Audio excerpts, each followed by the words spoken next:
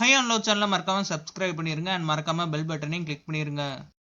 Hello all, welcome to my channel. So நாளைக்கு எபிசோட்ல என்ன நடக்க போகுதுன்னு சொல்லிட்டு சின்ன அப்டேட் வந்திருக்கு. சாட்டர்டே எபிசோட்ல ரியோ அண்ட் ஆரியா சேவ் பண்ணிடுறாங்க அண்ட் நாளைக்கு சண்டே எபிசோட்ல சிவானியை ஃபர்ஸ்ட் சேவ் பண்றாங்க.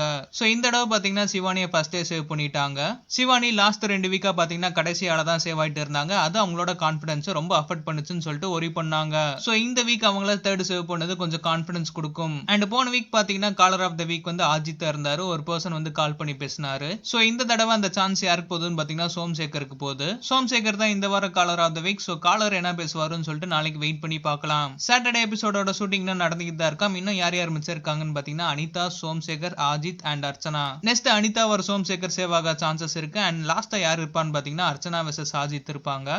ஒரு பர்சன் மட்டும் சேவ் பண்ணிட்டு லாஸ்ட் 3 பேர் இருப்பாங்க. அதுல ஒருத்தரை எவிட் பண்ணிரலாம். அண்ட் மேக்ஸிமம் பாத்தீங்கன்னா சீக்ரெட் ரூம் இருக்காது. அப்படி இருந்துச்சுன்னு பாத்தீங்கன்னா நேரம் இன்ஃபார்ம் பண்ணிருப்பாங்க.